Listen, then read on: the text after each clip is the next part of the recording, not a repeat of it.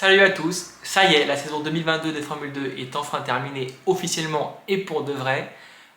Du coup, on va essayer de décrypter un peu cette saison 2022 en passant par les pilotes et ce qui s'est passé dans ce championnat 2022. C'est parti!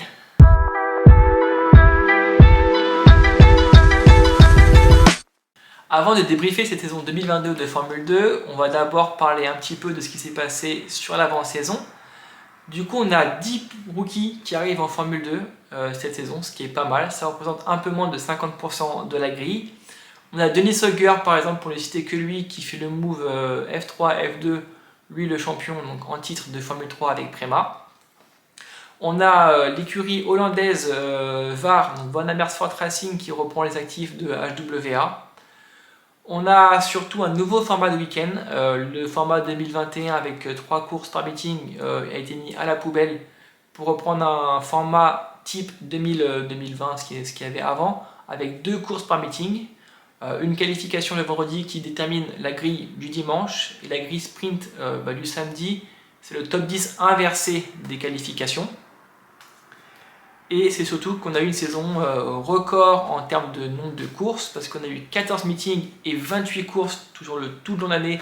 Donc ça commence de là à de là. Ça fait une longue saison pour les pilotes et les équipes et tous les mécaniciens, etc. Même si l'an dernier on avait une saison un peu plus longue en termes de dates, mais cette année on a eu 28 courses, ce qui est un record en Formule 2. Et pour notre plus grand bonheur à tous, la Russie est sortie du calendrier de la Formule 2 et de la Formule 1 aussi au parallèle. Mais le Castellet a été choisi pour remplacer la course, le meeting qui était prévu en Russie. Donc pour notre plus grand bonheur, on a eu le droit à voir la Formule 2 sous le beau soleil du circuit du Castellet au mois de juillet.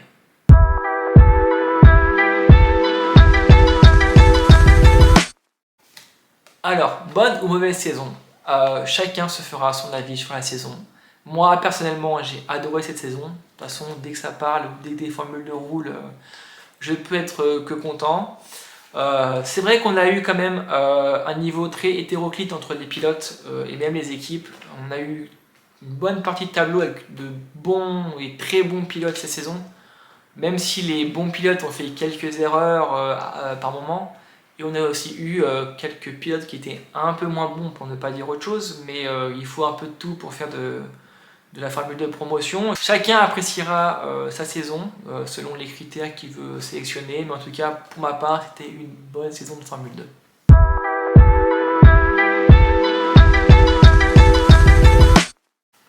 Du coup, avec ce que j'ai dit avant, on va faire un petit décryptage sur les petites stats de cette saison et vous allez voir où je veux en venir. On a 12 pilotes vainqueurs différents sur cette saison, donc ce qui est vraiment pas mal pour ces 14 meetings ou ces 28 courses. Ça fait 41% de pilotes qui ont gagné une course cette saison, c'est vraiment, je le redis, pas mal. Mais j'ai pris alors 29 pilotes qui ont roulé en Formule 2 cette année, donc j'ai pris aussi tous les remplaçants qu'il y a eu, tels que Giotto, Roberto Meri, Beckman, qui a fait toutes les écuries du plateau. On a sur ces 29 pilotes 16 pilotes qui ont obtenu un podium, ça fait du coup 55% des pilotes ont signé un podium cette saison. Du coup ce petit diapo nous montre tous les pilotes qui ont obtenu un podium cette saison. Drugovich s'est classé dans l'ordre de nombre de podiums acquis cette saison. Drugovich meilleur pilote avec 11 podiums, Lawson 10 podiums. Et étonnamment, Gian Daruvala avec 8 podiums. Mais lui, son cas, on va en parler juste après et vous allez savoir pourquoi. On a un Théo Pourchaire avec 7 podiums, ce qui est vraiment pas mal. On a Clément Novalak, pour le citer, qui a signé son premier podium cette année. Mais ce graphisme, il parle de tous les podiums confondus, donc course sprint et course principale. Maintenant, ce graphique, ce petit tableau, pardon, parle des podiums acquis en course principale. C'est là où je voulais en venir. On prendra l'exemple d'un Gian Daruvala, je vous rappelle, qui a signé 8 podiums sur la saison, mais sur la course principale, il n'a signé que 2 podiums. C'est vraiment là où on va regarder à peu près les perfs des pilotes, parce que sur une course au sprint, rien n'est acquis. Avant de finir en premier, il faut finir. Je suis totalement d'accord. Mais sur une course avec une grille inversée à Monaco, quand tu fais le 10e temps, c'est facile, enfin c'est plus facile entre guillemets d'aller gagner la course ou de signer un podium quand on fait 9e ou 8e. Et là, on voit que les cartes ont été redistribuées. Drugovich, encore une fois, le meilleur pilote sur les podiums en course principale. Mais surtout, et là où je voulais en venir, Théo Pourchaire, qui est deuxième au classement du nombre de podiums, avec 6 podiums, juste un de moins de Filipe Drugovich. Et quand on voit l'écart au championnat à la fin de saison, je pense que 6 podiums pour Théo Pourchaire, c'est très beau et on peut être très content. On a quelques exemples de pilotes, par exemple Fittipaldi, qui avant, donc sur la saison entière, le Brésilien avait signé 6 podiums, ce qui est pas mal. Mais par contre, il a quand même signé sur ces 6 podiums, 4 podiums en course principale. C'est vraiment une très bonne stat pour le Brésilien, surtout avec sa Charouse. Et on peut aussi, par exemple, à l'inverse, malheureusement, même s'il a fait une très bonne saison, Jacques Douane, qui avait signé sur l'ensemble de la saison 6 podiums aussi, mais malheureusement, il a signé que 2 podiums en course principale, donc ce qui fait 4 podiums en course sprint. Voilà où je voulais en venir. Maintenant, on va essayer de décrypter un peu pilote par pilote et les top flops.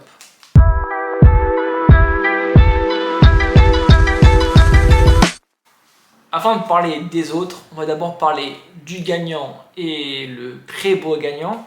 Felipe Drugovich, qui était à sa 3e saison en Formule 2 et qui a gagné cette saison haut la main, on peut le dire, à la fin du bal. C'est une domination comme Oscar Piastri, même si on ne peut pas trop comparer parce que Oscar Piastri était un rookie et c'était que sur 8 meetings, même s'il y avait 3 courses par meeting. Cette année, Felipe Drugovich, c'est 5 victoires, dont 4 en course sprint. Surtout en week-end en Espagne, où j'ai eu la chance d'y être, c'était 2 victoires sur le même week-end. C'est vraiment une stat incroyable. Il partait 10e en qualif pour la course principale, ce qui fait qu'il a remonté les 9 places devant pour aller s'imposer haut la main avec une belle stratégie et une belle gestion des pneumatiques. C'est 11 podiums sur 24 courses, c'est vraiment pas mal. Et il n'a que 2 abandons, et c'est 2 abandons en course sprint à Monaco et à Monza. Et sinon, à part ça, il a fait une 11e place en Autriche. Et sinon, c'est des points sur chaque course. Il a mis 21 fois des points sur 24 courses. C'est pour dire qu'il a été régulier.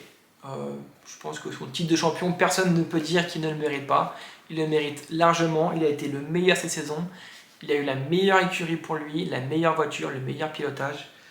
Felipe Drugovich a brillé cette saison et on ne peut que le féliciter.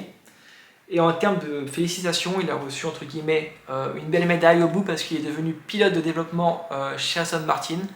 Donc on a pu le voir en FP1 à Abu Dhabi, et puis il a pu faire quelques roulages privés avec Aston Martin. Et du coup, il sera un 3e pilote et pilote de développement l'an prochain avec l'écurie de Formule 1.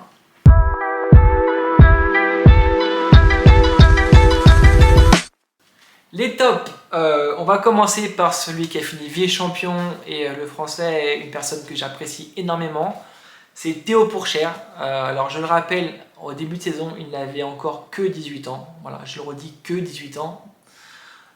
Cette année, c'est 3 victoires, les 3 en course principale, 7 podiums, dont 6 sur les 7 en course principale aussi. C'est vrai que les qualifs n'ont pas été son fort dans l'année, mais les courses principales, la gestion de pneus, les arrêts au stand, ça a été géré d'une main de maître, même s'il y a eu quelques couacs dans l'année. En tout cas, voilà, c'est 6 podiums en course sprint et un seul en course principale et un seul en course sprint. Il a eu peu d'accidents de sa part. On a Jeddah qui est pas totalement de sa part, mais on va pas revenir sur ce sujet-là. Il a eu Zandvoort, voilà, c'était de sa faute et il a payé cash malheureusement, même si derrière il a fait un très beau week-end. Il a fini souvent dans les points, il a été régulier quand il a pu, il n'a pas été verni à cause de sa mécanique, mais pareil, on ne va pas revenir là-dessus. Il a marqué des points très souvent et surtout il a fini vice-champion de Formule 2, un 2e titre de vice-champion après celui qu'il a acquis en Formule 3 face à Oscar Piastri. 2e top pour ma part, Liam Lawson. C'est vrai qu'en début de saison, pour ma part, je pensais que ça allait être un prétendant au titre. Il a une vraie saison en dents de scie, le néo-zélandais. C'est des moments très hauts où vraiment il a été très très fort cette saison. Il y a des moments où il a été moins bon, un peu en retrait, des problèmes de réglage sur sa voiture. Mais en tout cas, c'est 4 victoires. Mais alors, contrairement à Théo Pourchère, ces 4 victoires, il les a acquises sur des courses sprint et pas sur des courses principales. Donc c'est là où ça pêche un petit peu et c'est là où il marque un peu moins de points. Et comme on l'a vu précédemment, il a quand même signé 10 podiums, ce qui est vraiment pas mal cette saison, un de moins que Filipe Drugovich, ce qui prouve que sa régularité a payé parce qu'il finit 3ème du championnat. Il a profité de l'histoire voilà, de Juri Vips pour se promouvoir 3ème pilote entre guillemets chez Red Bull et AlphaTauri. Il a pu rouler dans les 2 voitures en FP1 cette année. Et surtout, il a eu une écurie de Formule 2, une équipe de Formule 2 très bonne avec Carlin et son coéquipier Logan Sargent. Voilà. Du coup, le prochain top, c'est Logan Sargent qui a fini le meilleur rookie de la saison. Il a gagné le trophée Antoine Hubert, ce qui récompense le meilleur rookie. C'est le seul pilote de Formule 2 qui sera en F1 à plein temps l'an prochain. Pour ma part, je pense que c'est mérité. J'ai mon avis sur la question et je pense qu'il va causer quelques petits soucis à Albon l'an prochain, enfin du moins je l'espère. C'est vrai que cette saison il n'a que 2 victoires, mais il a aussi 4 podiums. C'est pas énorme, c'est vrai comparé à des Théo Pourchère ou Filipe Drugovich. Mais en attendant, il a une stat incroyable, c'est que cette saison, il a fini 20 fois dans les points sur les 24 courses. Logan Sargent a été très régulier et c'est ce qui fait que lui et Lawson ont pu placer Carlin vice-champion d'équipe en Formule 2 en 2022. L'un autre top, c'est Ayumu Iwasa, encore un rookie cette saison. Il a mal commencé la saison à Bahreïn. On se le rappelle, sur les qualifications, il sort sur son premier tour, il fait à peine 2 virages avec les pneus froids. Petit spin dans le mur, fin de qualif pour lui. Il partira dernier des 2 courses et dès le lendemain, on a pu voir la classe de ce pilote japonais. Il signe une 8ème place en course sprint en partant dernier, je vous rappelle. Et le lendemain, sur une course principale, il arrive à remonter 7ème. Il aurait même pu remonter, j'en suis sûr, presque sur le podium. Malheureusement, une casse moteur fait qu'il a dû abandonner cette course. Ayumu Iwasa, cette saison, c'est 2 victoires en course principale, c'est pas mal, et surtout 6 podiums. Je pense une bonne stat pour le pilote de chez Dams. Il a porté Dams un peu à lui tout seul. Un autre top cette saison, c'est encore un rookie, heureusement qu'ils sont là, c'est Jacques Douane, le pilote de l'Alpine Academy et de chez Virtuosi. C'est un peu l'homme des pole positions cette saison, il a fait 3 pole positions, ça fait une de moins que Filipe Drugovich. C'est 3 victoires, dont 2 en course principale lui aussi, c'est là où on reconnaît un peu le talent des pilotes. Il a fait 5 podiums. Lui aussi, il a profité de l'affaire Piastri pour se promouvoir, entre guillemets, lui aussi 3ème pilote chez Alpine et qu'on a pu voir en FP1 en Formule 1 avec Alpine. Il préfère l'an prochain être en Formule 2 qu'un 3ème pilote chez Alpine. C'est un choix respectable et je pense que pour parler de 2023, il faudra compter sur lui. On peut parler aussi de Fittipaldi. Aucune victoire cette saison, mais il faut rappeler qu'il a une Charouz. Il a porté Charouz lui aussi à lui tout seul. Cette saison, c'est quand même 5 podiums pour le Brésilien. C'est vraiment une bonne stat et une bonne saison. Lui qui était quand même déclaré aussi rookie cette année. On peut parler aussi de Richard Verschoor, Daru Vala, Denis Hauger et Fred Vesti qui ont fait une bonne saison, même si par moment ils n'ont pas été au top, ils n'ont pas pu profiter des voitures qu'ils avaient, ils ont eu aussi quelques casses mécaniques, mais en tout cas ils ont fait quand même une bonne saison et je pense que c'est important de le souligner.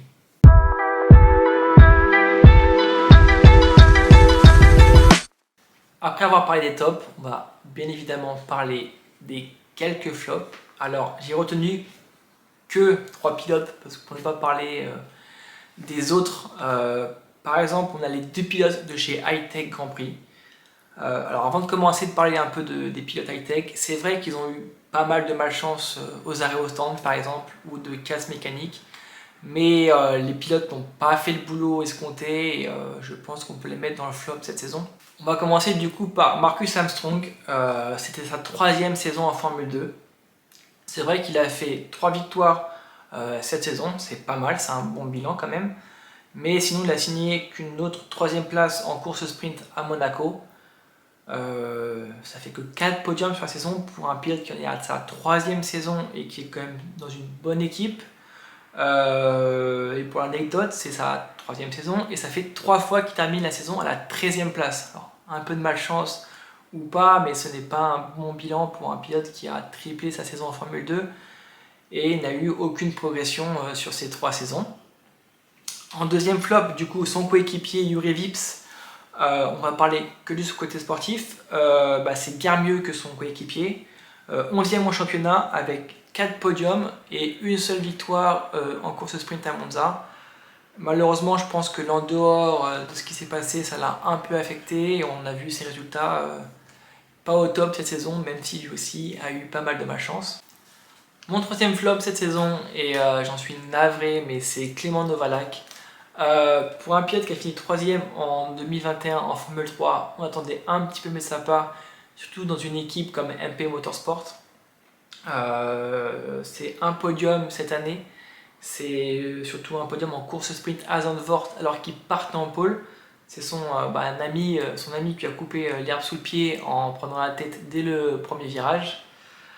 C'est pas les objectifs qu'il m'avait indiqué, ce qu'il s'était fixé lui-même. Voilà, donc ça reste entre lui et moi, mais c'est dommage, c'est dommage. Maintenant, je pense que l'an prochain, chez Trident, on peut espérer pas mal de choses de Clément, mais c'est ce qu'on lui souhaite. Mais en tout cas, ça a été une saison d'apprentissage pour le français. Ensuite, un autre flop, c'est les points de pénalité distribués cette saison. C'est des points qui ont fait très mal.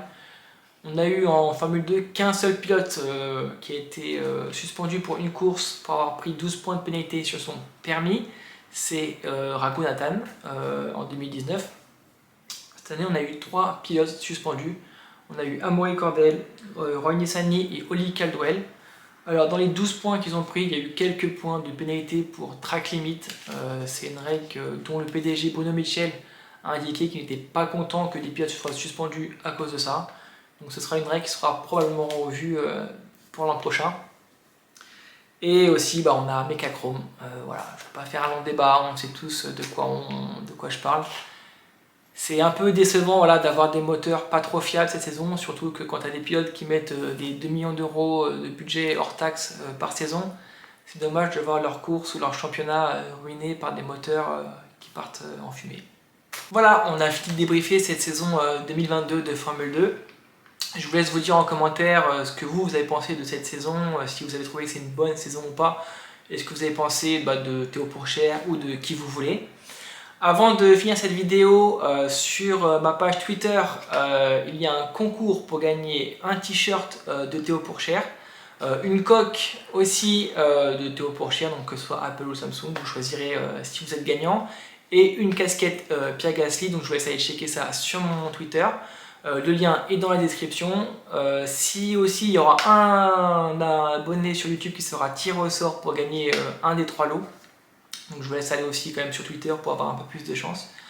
En tout cas, voilà, je vous remercie beaucoup pour cette saison 2022 qui a été formidable. Je vous remercie du fond du cœur. Je pense que c'est la dernière vidéo sur YouTube de l'année. On se reverra en janvier sur YouTube pour une grille 2023. Et on se retrouve aussi sur Twitter où je n'abandonne pas la chose pendant l'hiver. Je vous remercie beaucoup. Mettez-vous ce que vous voulez en commentaire, ce que vous voulez pour l'an prochain ou pour bientôt. Et voilà, je vous remercie. Ciao.